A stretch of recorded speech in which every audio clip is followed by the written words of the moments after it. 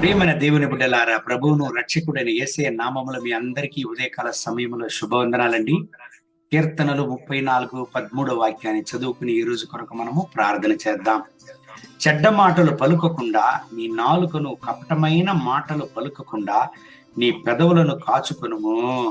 ప్రియమైన దేవుని బిడ్డలారా, కీర్తనకారుడు 34:13 వాక్యములో ఆయన అంటున్నాడు, చెడ్డ మాటలు పలుకకుండా నీ నాలుకను కాచుకొనుము.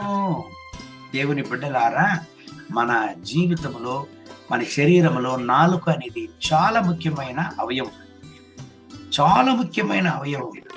కారణం, మరణపు జీవపు అధికారాన్ని మన నాలుకలో దేవుడు ఉంచి ఉన్నాడు.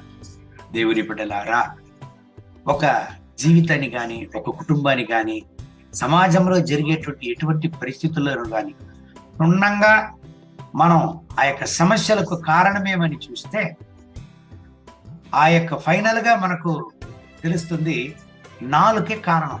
ఎవరో ఒకరు పనికిరాని మాటలు మాట్లాడి, ఎవరో ఒకరు అనవసరమైనటువంటి యొక్క మాటలను మాట్లాడి, అనవసరమైనటువంటి పరిస్థితులను వాళ్ళు క్రియేట్ చేసినందువలననే ఆ యొక్క సమస్యలు వచ్చి ఉంటుంది. ఒకరోజు ఒక సహోదరి ప్రార్థనకు నా దగ్గర వచ్చారు.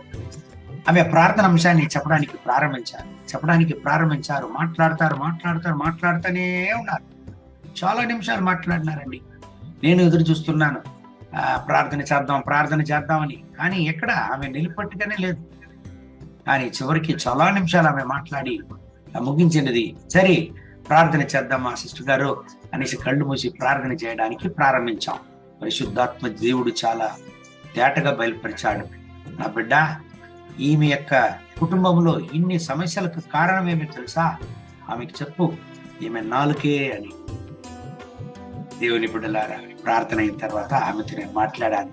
సహోదరి, మీరు చాలా మంచి దేవుని బిడ్డ, కానీ ఎన్నో సమస్యలను మీరు అనుభవిస్తున్నారు. మీ యొక్క కుటుంబంలో జరిగేటువంటి ప్రతి ఒక్క సమస్యలకు కారణమేమి మీకు తెలిసినా, మీ నాలుకే కారణమని దేవుడు అంటున్నాడు అని చెప్పగా ఆమె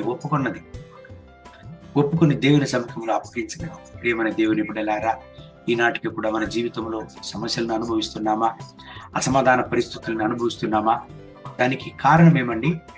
దేవుని బిడ్డలారా, దేవునికి ప్రియం లేనటువంటి మాటలను మాట్లాడకూడదు, నెగిటివ్ గా మాట్లాడకూడదు. దేవుని బిడ్డలు పాజిటివ్ గా మాట్లాడాలి. మనల్ని గురించి కానీ, మనకు తెలిసిన ఎవరిని గురించి కానీ మనం నెగిటివ్ గా మాట్లాడకూడదు.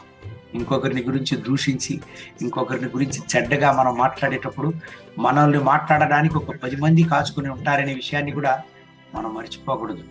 దేవుని బిడ్డలారా, మనం ఒక విషయాన్ని అర్థం చేసుకోవాలి. మన నాలుక చాలా ముఖ్యమైనది.